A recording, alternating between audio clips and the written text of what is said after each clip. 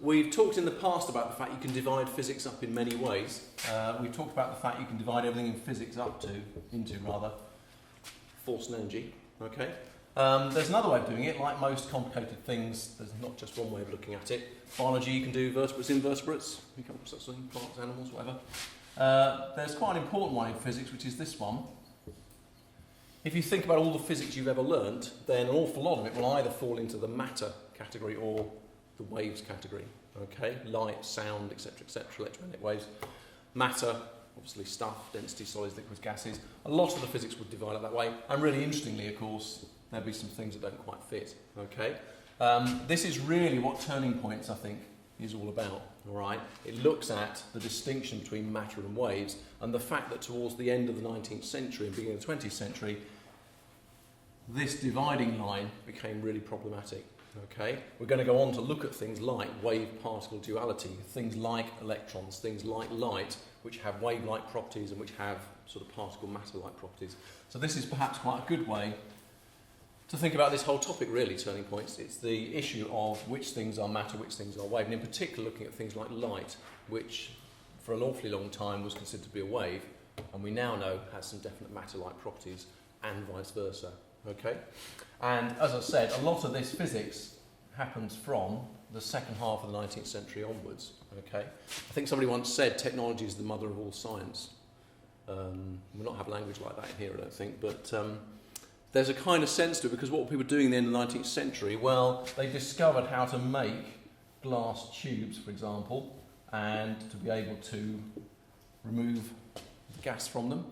So to get a glass tube with close to a vacuum inside it, that technology was just becoming available. Electricity was becoming available, and what really useful household thing were people trying to invent using glass tubes with not much in them and electricity? Light bulbs, yeah? And because we're in Yorkshire, of course, we think it's Joseph Swan. You with me? If we're in America, we wrongly believe it's Thomas Edison, but there's another discussion to be had there. End of the 19th century, I mean, think how many light bulbs before, we invented LED stuff. Filament light bulbs where you put a piece of wire inside, you put a piece of wire inside a glass thing, you pump nearly all the air out, or you put some more exotic gas in, and then you put electricity through the piece of wire so that it glows. It becomes, as they say, incandescent. It glows white hot. People quickly learn that's a good way to make light, but if you want it to last more than 10 minutes, it better not be burning in the air. You'd better put it inside something that's sealed and airtight and has, say, a very small amount of some other gas in. Okay? So this was a technological problem. It's not a word we use in here very often. But this was a huge technology problem, and there was masses of money to be made. All right, physics, as we know, is a sort of a pure science, but the reason for pursuing this was huge amounts of money. Okay, walk around your house tonight, think how many light bulbs there are, multiplied by the number of houses in the world. Whoever could get the patent on this was going to make an absolute fortune. Okay, so lots of people were doing these kinds of experiments, getting glass tubes, taking the air out, putting other gases in, putting bits of metal in, and seeing what happened. Okay, and for no physics reason whatsoever, okay, entirely to make money, all right, to solve this problem of making household lighting now that mains electricity was becoming available, okay.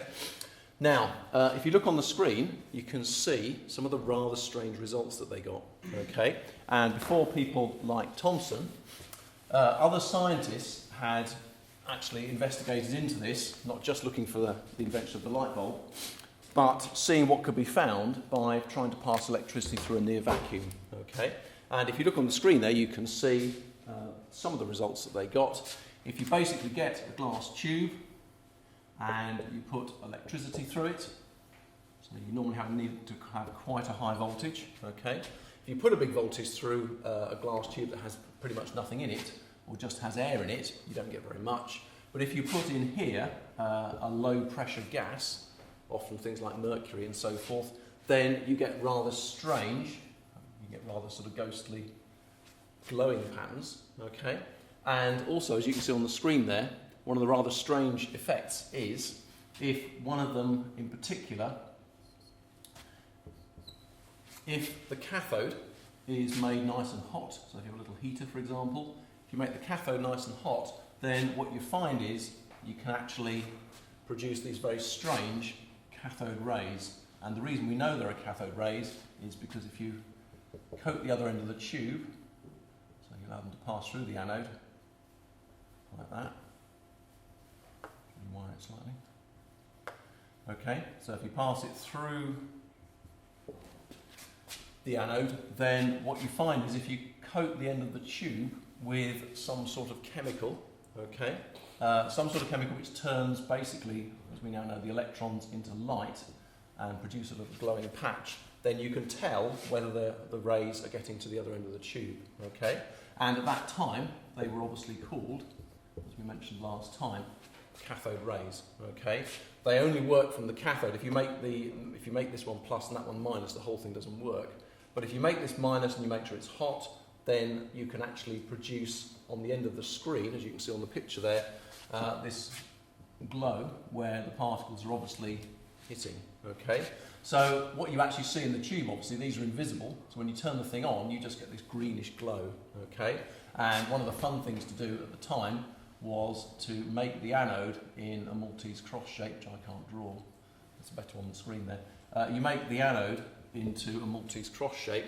Obviously, a lot of the electrons hit the anode and go back around the circuit, but some of them obviously go sailing past and hit the end of the tube.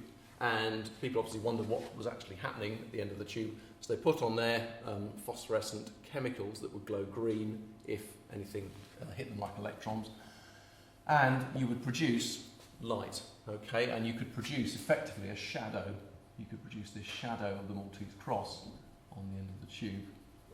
And the really, really spooky thing is if you came along with a magnet, you with me? The shadow moved. So people called them, I think in their minds they called them cathode rays because they thought they were behaving like rays of light because of the shadow. You with me? Whatever was coming out of the cathode was clearly obeying a key property of light, which of course is to travel in straight lines, and therefore to give you, as you can see from the photo on the screen there, a fairly recognisable shadow. So that's the idea behind the word rays, but I think in people's minds they would have had inverted commas around the word rays because it's not totally clear what's going on. They can't quite be rays. I've rubbed it out now, the matter and the waves thing. This looks like waves, this looks like a kind of light, an invisible light people thought they'd discovered. You can cast a shadow even though you can't see the light. But actually, the problem comes when, and this is why this is an important discovery in electromagnetism, is if you bring a magnet nearby, then what happens is you deflect the shadow. The shadow clearly isn't just light because it moves. If you put a magnet around here, it moves, okay? So for mainly technological and commercial reasons, people, scientists, physicists came across this rather strange discovery of cathode rays, these invisible, seeming like light rays that come out of only the cathode, but are clearly very strange because they're affected by things like magnets, which of course light isn't, okay? And one of the first people to make a really significant step forward in understanding what cathode rays are all about was the physicist J.J. Thomson, okay? And that's the pack of stuff that you've got in front of you, okay? Which shows you some detail about his experiment, and that's what we're going to have a look at this morning. So if you turn to page 3 of your handout, let's have a look at what Thomson set up, okay? Now, as you can see there's some actual pictures of his equipment, and it's a funny looking thing. It looks like a flattened glass violin, which he set up, partly because he had to keep the tube quite small, because he didn't have the technology to make very large tubes, etc., etc. So let's just draw ourselves, and you can have this in the back of your pack or something like that. Let's just draw in simple terms what Thomson was doing, okay? First of all, he had a cathode. He had a piece of metal which was negative, and he had a heater, okay? So he had a piece of metal which was getting very hot and which had a negative voltage to it, in other words, a cathode, okay? Obviously the whole thing is in a vacuum, all right? And he had an anode, which of course is positive, okay? And the voltage between them would be quite big. So relative to the cathode, this would have a very, very large positive voltage, so this will be plus several kilovolts. And if you're an electron that's just hopped out of the metal, if you're an electron that's just been able to escape from the metal because of the heat, then you're going to be attracted, obviously, to that one over there, okay? He then had something which we have mentioned before, which is across magnetic and electric field. Okay, so we had a region where there was, as you probably know, okay, a very strong electric field. Okay, he used parallel plates to make his electric field. Why would he do that? What's the advantage of that? Yeah, it's uniform, isn't it? Okay, so because he used parallel plates to make his electric field, that meant there was a constant value of E. Okay, the electric field strength is going to be equal to the voltage he used divided by the distance. So the voltage you put across here divided by the number of metres between them would give you the electric field strength. And the big advantage of parallel plates is if you keep away from the edges, the electric field strength E is pretty much the same everywhere. Okay. He then, and you can tell me which way it needs to go, he then put around the whole thing a very strong, as strong as you could get, magnetic field. Okay. And what he was trying to achieve is when the electron entered the field, which way would the electric field try to move it? Up. All right. You've got to be careful with electric field lines. You could obviously draw them either way, but the convention is, which is always used on exam papers and never actually said, so you need to bring this piece of information to the exam, they always show the direction of motion of positive charge. Okay? In gravitational fields, you don't have that problem because there is only positive mass. But in electric fields, you've got to remember which way. So when you see those lines on an exam paper, they show the direction of motion of a positive field, of a place of positive charge in that field. Okay? Electrons are not positive. That's why they're popular in exam questions, because of course the electric forces, and this is what your pack is on about. I think mine's completely upside down compared to your pack, it doesn't matter. When the electron hits the electric field, it's going to try and move upwards, but he arranged his magnetic field so that FB, obviously B for magnetic field strength, at the same time we have a magnetic field pulling it downwards. Okay, and this is known as using crossed E and B fields. Okay, so in the first part of the experiment he sets up crossed E and B fields and he arranges the strength of them until, there's obviously the spot on the screen, there's the phosphor on the end. Okay, he waits until he adjusts the two things until the thing goes straight through. Okay, and here these are obviously electrons or cathode rays as far as he knew, which have had zero deflection. Okay, now have I got my magnetic field the right way around? What do you reckon? I've got to produce a magnetic field downwards, a magnetic force downwards. Okay, so it's your first finger that you're going to find out about. Second finger's the current, so which way does the current finger go? Again, by convention, the current finger points plus to minus. So on this diagram, which way do I want my current finger? What is the electric current here? There's no wires. It's the electrons, isn't it? All right. The electrons, there's your electric current. Yeah? That's your electric current. It's not a bunch of electrons zooming down a wire. It's a single beam of electrons in a vacuum. Okay? But you need to put your current finger that way. Okay? Because, again, think about it. Either remember that by convention your current finger points plus to minus, and that's not what electrons do. This is what's called conventional current plus to minus. Okay? Electrons don't go that way, they go the other way. All right? Or, if I'm an electron going that way, which end must be the plus? Imagine you were that electron. This end would have to be the plus, wouldn't it? And this end would have to be the minus. Unfortunately, easier for you than for me actually, it's got to go that way. Okay? Which way do you want the motion, which way do you want the force on the electron to be? Downwards. So your thumb, the motion, yeah, the movement that's produced by the electric field, by the magnetic field, has to go downwards. All right? You want FB, the motion, to be downwards. The current is that way because the electrons are going that way. And if you do that without breaking your arm, you end up with your field finger pointing into the board. And the way we draw that is as a set of crosses. Remember the arrow thing? So if the field lines are going away from you, you would see the feathers, which is the cross. If the field lines are coming towards you, you'd see the dot. Okay? So we checked our direction out. That's right. Okay? I think in your pack, they're doing it the other way around. They've got the magnetic field upwards and the electric field downwards, but the principle's the same. Okay? So step 1 is to use crossed fields. This is what your pack sets out for you in order. I think it's called the balancing forces page. If you look on the balancing forces page, then what he's done is to arrange for the electric and the magnetic forces to be the same size. Okay? That means there'll be zero deflection, and for that to be true, you would have to have, obviously, the size of the electric force and the size of the magnetic force to be the same. Now, again, we've done this before. I think the charge on the particle times the electric field strength, just like weight is mass times g in gravity, electric forces are equal to the field strength times the charge on the particle. Okay? And he's making some big steps here because he's really assuming that these cathode rays are particles. Okay? He's really almost for the first time, pretty much, almost since the time of Newton really, he's starting to suggest something that we thought was a wave, cathode rays, might actually be matter, might actually be a particle. So it doesn't look much on the page, but this is a massive step forward in terms of physics. FB, as we know, is BQV. Magnetic forces are different. They're not electrostatic forces that just depend on the amount of charge. They are, I like to call them electromoving forces. It depends on the charge on the particle and how fast it's moving. If the electron stopped in the magnetic field, then it would experience no magnetic force at all. Okay? We've met that equation before. Force on an object in a magnetic field is B times Q times V. Okay?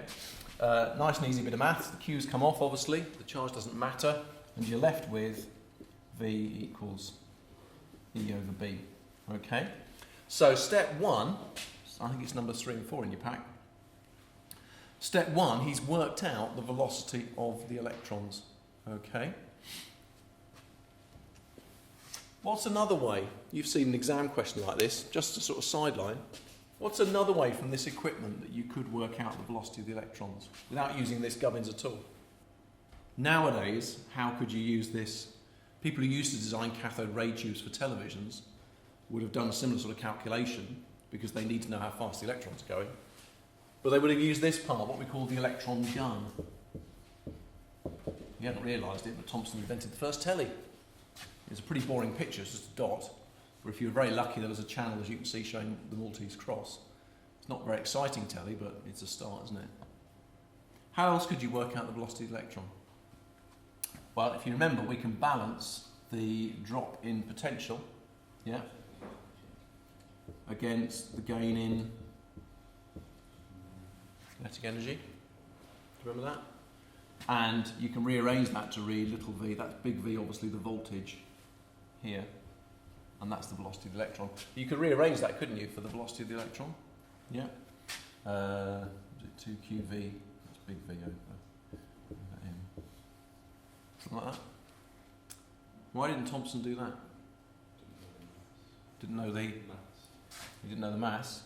He didn't know charge. All right. So we have seen exam questions where they get to work out the velocity which the electron leaves the electron gun by balancing the drop in potential against the gain in kinetic energy. Just like the drop in potential of a falling object balances the kinetic energy that it gains, you could do it that way.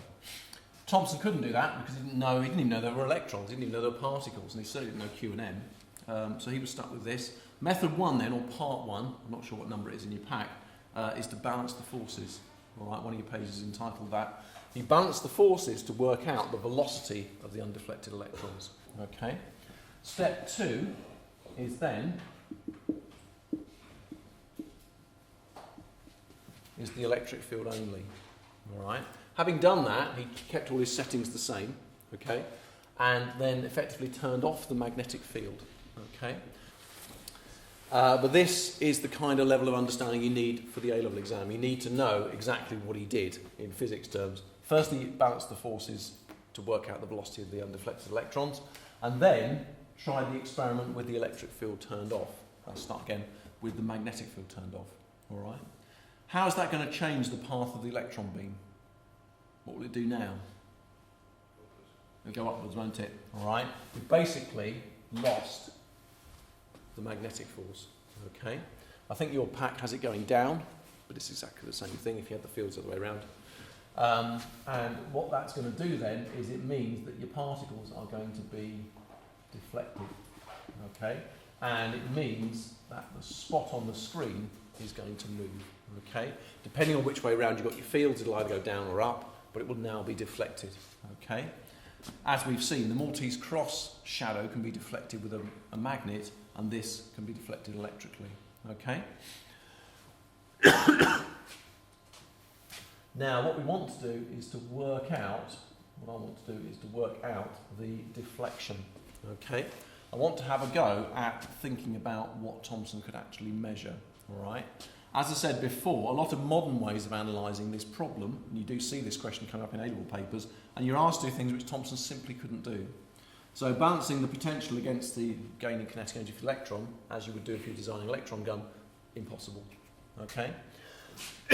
Again, let's think about things that Thomson could measure. So when it's deflected, what can he measure? Well, basically, how much?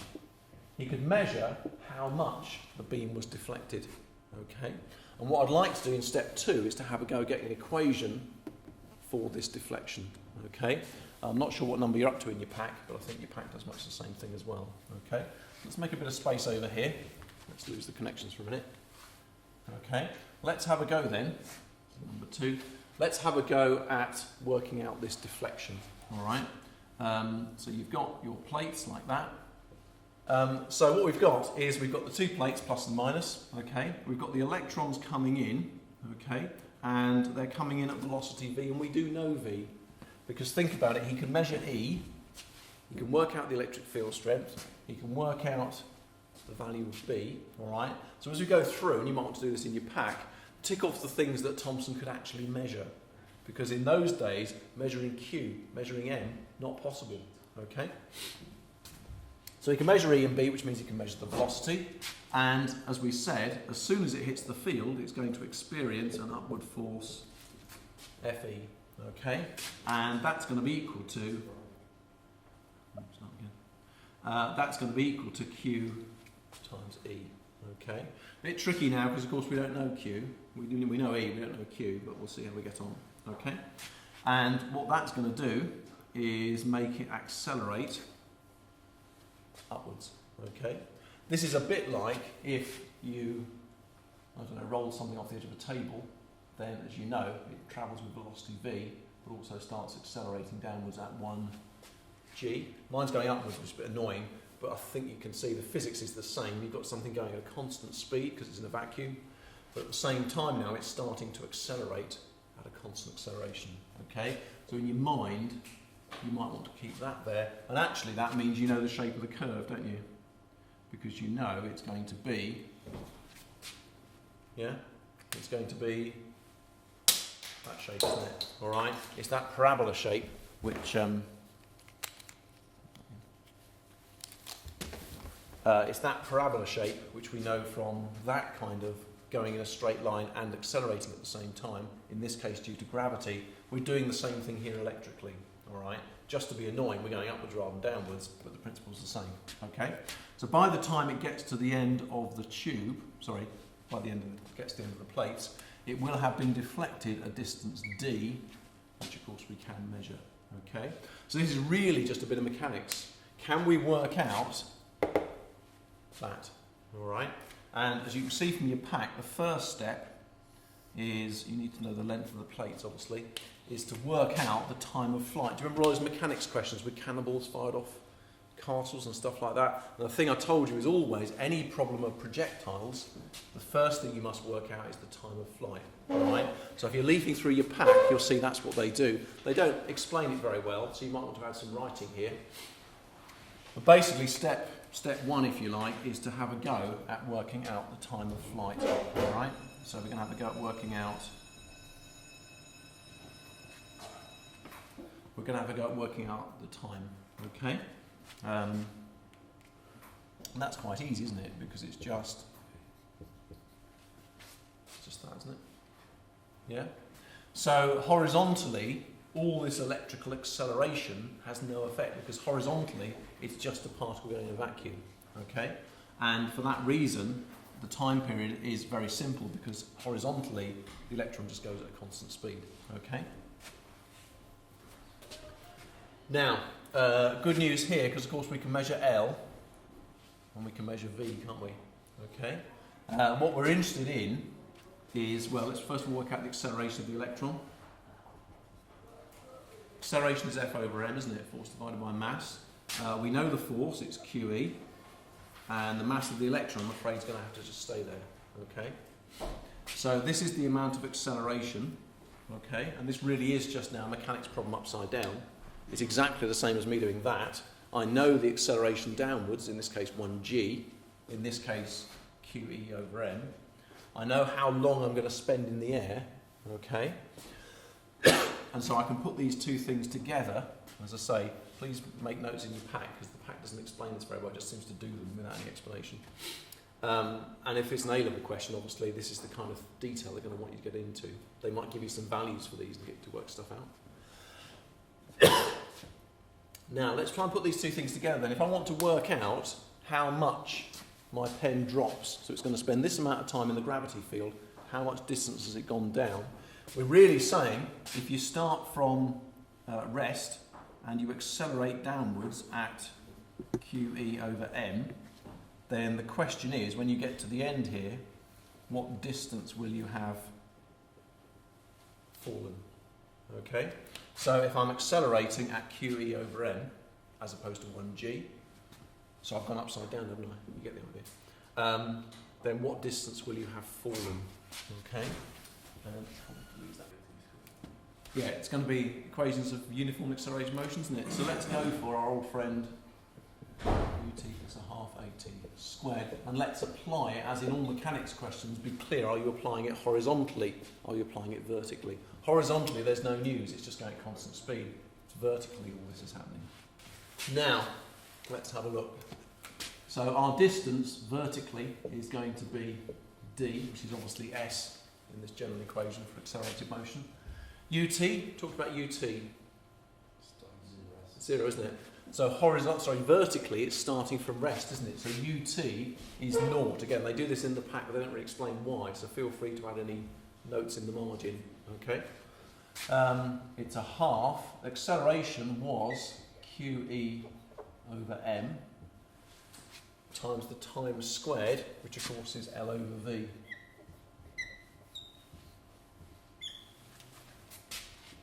Happy? Alright, it's just half AT squared. How much distance it's dropped down is going to be a half times the acceleration times the time squared. Okay? Now, what can we do with that? Not a great deal. We end up with D is a half Q over M E. I'm tempted to leave L over V squared as it is. Yeah. You can if you want to. I'm not sure if your pack does this or not. V, of course, we know to be E over B. Yeah, we ought to put that in really, because he can't measure V directly, can he? He knows it from E over B. So let's be bold. Let's put that in. It's going to be L, so it's divided by V. Let's use that bit, which means it's going to be B on the top and E on the bottom. It's all that squared. E. Happy? Yep. And squeeze it in there. Step 2. The distance that the electrons are deflected, so when they get to the end of the electric field region, the distance by which they've deflected vertically, either up or down, depending on which way you set your tube up, is going to be a half Q over M in 2. If you open up the bracket, you're going to have B squared, L squared over E. You only have one E, won't you, because it cancels with that E up there. Okay, are we happy with that? So that's the distance that he would have found his electron beam when he puts it in the electric field. This is the distance it would, according to your pack, he does it downwards, so it's that distance there, D. Okay. It's the distance that the beam is deflected to the side, either up or down, depending which way you are up your tube. Okay. Now, this is an extremely important equation. You can write it in different ways. I didn't need to do that, actually. I could have left it like there if I wanted to. But this equation here is really important, okay? Because we know D, because we can measure it. We know B, and we know L, and we know E, because we can measure them, okay? And what don't we know? We don't know. Well, it'd be nice to work out Q, wouldn't it? And it would be nice to work out M. Or when Thomson discovers the electron and, you know, gets really famous for it, it would be nice to say, I've discovered the electron. People say, what is an electron? You say, well, it has a charge of this and it has a mass of this. And unfortunately, you couldn't do that. And the significance of this experiment isn't so much about finding the properties of the electron, it's about proving that these cathode rays, these rays of invisible light, really are not light. They are clearly a stream of little particles which are negatively charged. This is the big discovery of Thomson's experiment, and that's why this experiment is known as the discovery of the electron. Okay? So, if you fell asleep through all of this and you've just woken up, key thing to understand is Thomson has just discovered that these cathode rays are much more likely to be streams of particles, tiny negative particles, with a size clearly much smaller than the atom. Okay? This was the other big shock of his experiment. First of all, that rays could equal... So what were the big shocks about this experiment? Firstly, that rays could actually behave like particles, and that's why it's at the beginning of this topic. Secondly, these particles are very much smaller than atoms. Okay? He's demonstrated that these particles are much, much smaller than atoms. At the time, many scientists were denying the existence of atoms because they were just ridiculously small. Saying the universe is just as it is, or made up of particles 10 to the minus 10 of a metre, it's just like getting a fantastically high-resolution photograph and saying, yeah, but actually, if you look really closely, it's just digital pixels. Well, yeah, but that's not the point.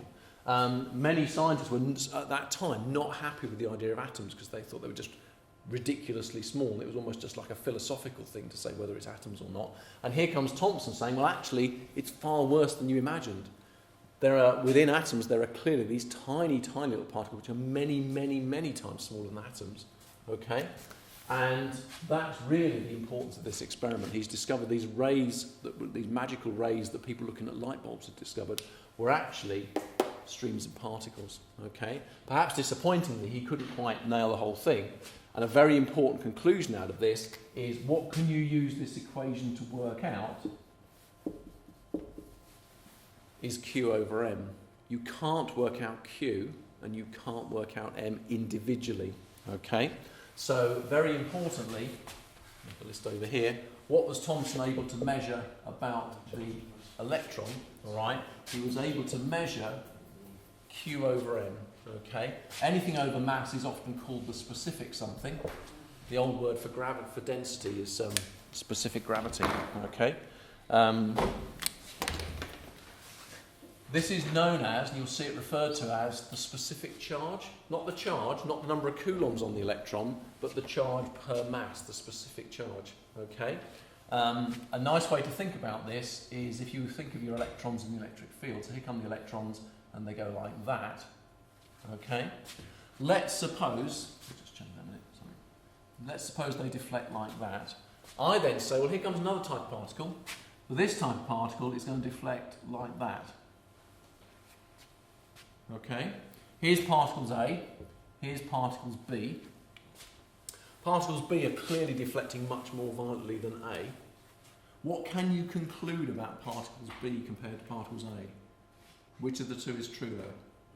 You don't know. Could this happen because these particles have less mass? Well, of course they could. If they're lighter, they're going to deflect more easily, aren't they? Or could it be because they've got the same mass, but they've got much less they've got much more charge? So when they hit the electric field, think of QE. When they hit the electric field, they get a much bigger force on them. Could this which particles are accelerating more? B. The particles in B are clearly accelerating much more than the particles in A. And acceleration, as we know from Newton's second law, is due to force over mass. Why do things accelerate quickly? There's a nice bit of physics of sports cars here. Why do some sports cars accelerate very quickly? It's because they're tiny little roller skates made out of aluminium and they weigh practically nothing. And with an ordinary 1600cc engine, they go like bonkers, they accelerate like mad. Or they could be enormous Italian supercars, which weigh quite a lot, but actually have an enormous engine chucking out 500 brake horsepower, and they step off the line like they mean it just as well.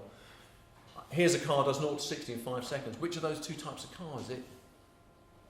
You don't know, do you? All right. So the key thing here is this deflection in the electric field. Here's the physics thought process. This deflection in electric field depends on the acceleration. What are we doing to these particles? We are accelerating them up or down. And that's to do with acceleration. Acceleration is to do with force divided by mass. It's not just to do with force. It's not just to do with mass. If I tell you the force on an object, can you tell me its acceleration? No. If I tell you the mass of an object, can you tell me its acceleration? No. You need both. All right? And that's the paradox, if you like, or I guess the frustration perhaps for Thomson, is knowing how much these particles deflect, and they're tucked away inside this glass tube, so that's all you can measure about them, will give you Q over M, specific charge. The charge to mass ratio, you also hear it called sometimes. Okay?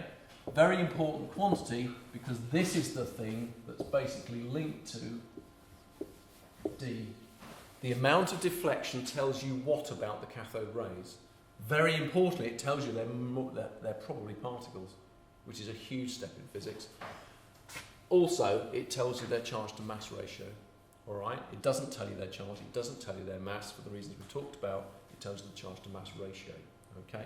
And next time we'll have a look at an experiment that goes one step further in allowing us to basically unpick this. If you could get a handle, if there was some other experiment that could tell you the mass of the electron, if there was some other experiment that could tell you the charge on the electron, are you with me, then you'd unlock these two, wouldn't you? If I could tell you independently the charge or the mass, you would immediately know the other one, all right? So Thomson's experiment clearly, obviously sets up physicists afterwards to start scratching their heads going, right, how can we do this experiment differently so we can get a handle on Q and M? And that turned out to be extremely difficult, okay? But for the moment, that's Thomson's experiment, very importantly proving that these cathode rays are probably particles, incredibly tiny particles, and allowing him to measure the specific charge or the charge to mass ratio, okay?